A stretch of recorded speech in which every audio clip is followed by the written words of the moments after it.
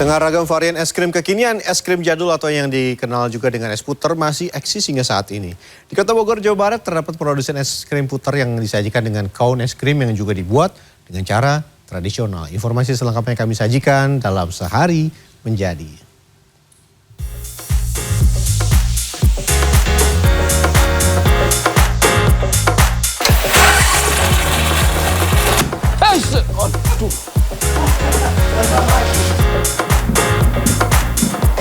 Berapa jam Pak biasa kayak gini?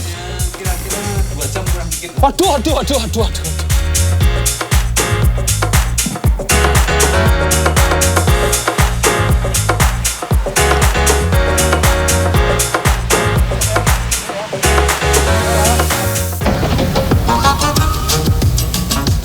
Es krim menjadi salah satu hidangan yang tidak lekang oleh waktu. Seiring perkembangan dunia kuliner, muncul beragam varian rasa, desain hingga bentuk es krim.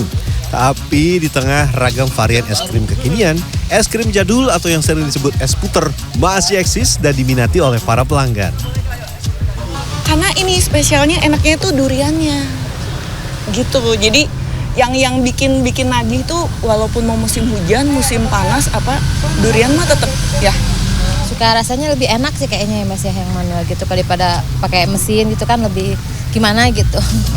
Di kawasan Bogor, Jawa Barat, kehadiran es puter relatif cukup mudah ditemui. Selamat datang di Kota Hujan Bogor dan selamat datang di segmen Sehari Menjadi. Hari ini kita akan seru-seruan untuk belajar bikin salah satu jajanan tradisional. Ini es puter gitu Pak namanya Pak? Iya. Es puter tapi nggak cuma bikin esnya, tapi kita juga akan bikin si konnya. Saksikan selengkapnya dalam segmen Sehari Menjadi kali ini. Kita makan dulu ya, hujan-hujan makan es, tetap nikmat.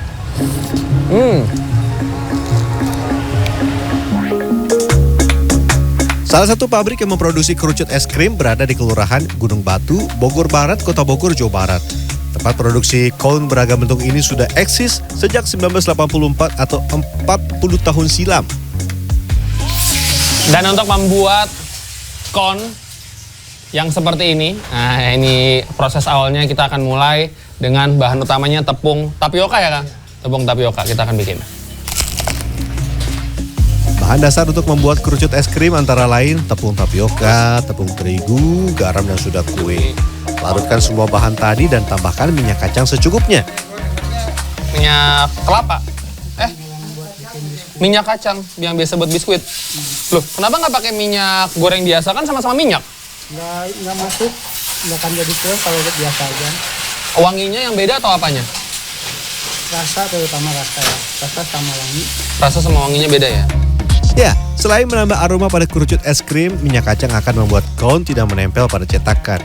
Berbeda bila menggunakan minyak untuk menggoreng atau minyak kelapa sawit, kerucut es krim akan lebih sulit dikeluarkan dari cetakan karena lengket. Setelah tercampur rata, tambahkan pewarna makanan. Lanjut, kita masuk ke proses pencetakan. Satu hal yang pertama kali saya rasakan ini panas, karena yang kerja ini ada, kalau lagi full bisa sampai 8, ini lagi 6 yang kerja. Panas, jadi bukan hangat lagi, panas. Saya ngeliatin dulu. Bila diperhatikan, langkah kaki para pembuat cone es krim di tempat ini berirama. Hentakan kaki dan langkah yang lentur diyakini akan mempercepat proses produksi cone. Dan satu lagi yang penting, tidak membuat kaki mereka cepat pegal. Wajar saja, dalam sehari ribuan cone diproduksi di tempat ini. Jadi harus kerja dengan cepat ya. Kalau caranya yang ini. Boleh dibantu? Ini yang kiri pegang ini, kanan ini. Tuh, tahan. Jarinya goyang Pak. Harus satu goyang. Ya. Ya, udah cepat. Kalau saya, wah jangankan bergerak mengikuti irama, mengoperasikan alat pencetakan saja masih jauh dari kata mahir. Setelah adonan cair masuk ke dalam wadah pencetakan, tekan dengan besi hingga adonan sedikit keluar dari dalam cetakan. Ini akan memastikan agar tidak ada lubang atau rongga pada kerucut es krim yang dibuat. Nih, taruh sini. Dah, yang ini. 3 ini. Ini gini. Dan nekennya jangan pakai tangan. Ini yang neken, tekan. Nah. Ini 4. Set, tarik. Set. Set.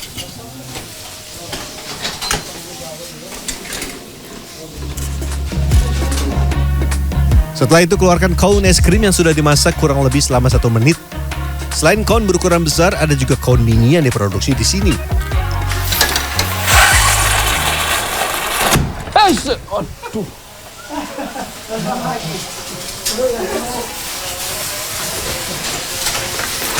Boleh dilanjut dulu, ah. Saya merusak properti. Wah, untung tidak mengenai saya ya. Bila alat pres tidak terkunci dengan tepat, besi cetakan bisa saja terpental karena tekanan udara yang dihasilkan selama proses pencetakan. Enggak, pas yang tadi ngepres loncat. Ini mau ditangkap ininya. Mau ditangkap ininya nih. Yang kena tangannya. Iya, kalau pas loncat mau ditangkap ini, katanya nah ini nangkapnya. Jadi gini. Terakhir, haluskan bagian atas cone seperti ini.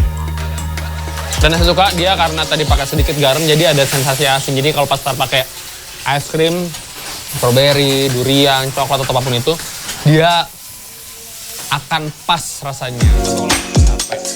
Setelah cone es krim dingin, waktunya kita kemas. Setiap kemasan cone es krim berukuran kecil berisi 20 buah dijual dengan harga Rp3.000. Sementara satu kemasan kerucut es krim besar berisi 10 dijual dengan harga Rp2.000 saja. Walau mampu menghasilkan hingga 5.000 cone setiap hari, tidak jarang produksi menurun hingga 50%. Mulai dari kendala harga bahan baku yang melejit naik, sampai beragam kendala yang dialami oleh para pekerja. Ya nggak bisa kita ngambil orang sembarangan, nggak kan. Kalau kita kan bisa, kalau bisa ngambil orang sembarangan mah mungkin bisa aja. Ini harus orangnya khusus. Belajar kon ini kan nggak cukup sebulan, 2 bulan mungkin. Cukup lah. Kerucut es krim sudah, waktunya membuat es puter dengan rasa durian. Pertama-tama masak sebagian santan kental hingga mendidih dan garam secukupnya untuk menyeimbangkan rasa. Sambil menunggu santan mendidih, kita siapkan adonan kedua. Ini salah satu yang paling favorit selama ibu dan bapaknya ini berjualan belasan tahun, durian. Nah ini yang duriannya murni. Tipsnya kata ibu, pilih duriannya tuh yang agak strong supaya nggak usah pakai terlalu banyak, tapi aromanya juga udah dapat dan rasanya juga cenderung lebih kuat. Setelah itu campurkan santan kental dengan tepung tapioka dan tepung pati biji kelapa.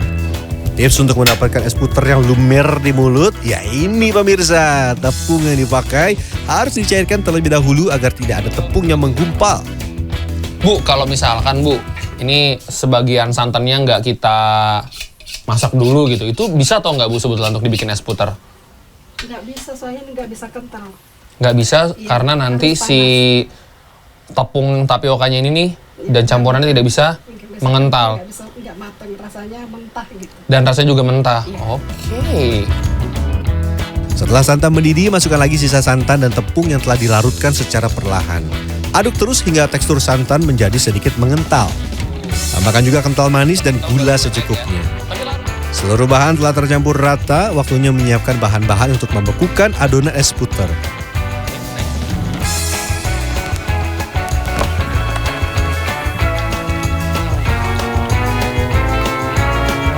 Habis ini tinggal? Tuang di depan. Oke, saya sambil bantu depan ya Bu ya. Nah ini dia bagian yang seru. Kita akan memutar-mutar, namanya aja es puter. Pak, esnya udah ada Pak. Oke. Hanya 2 bahan yang diperlukan untuk membekukan adonan es puter.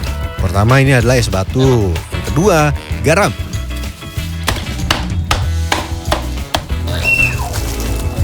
Sebelum diputar, jangan lupa tambahkan durian dalam adonan es puter.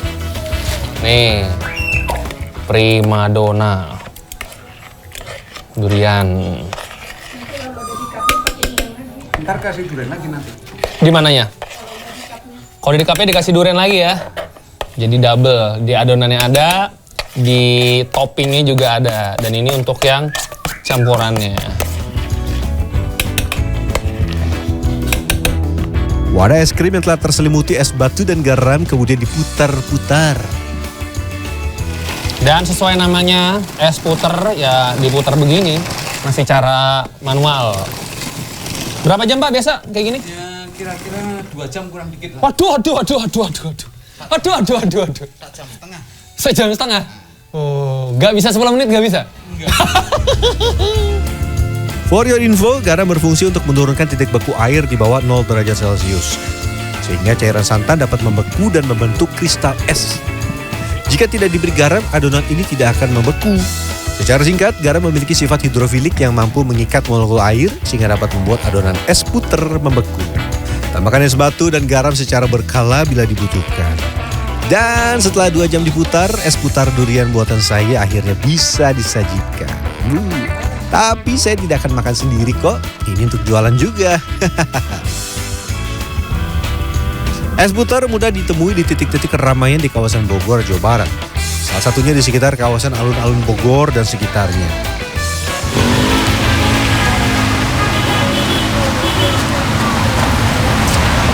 Tipikal es krim putar pada umumnya, dia lembut, santannya juga berasa karena pakai santan kental yang tadi.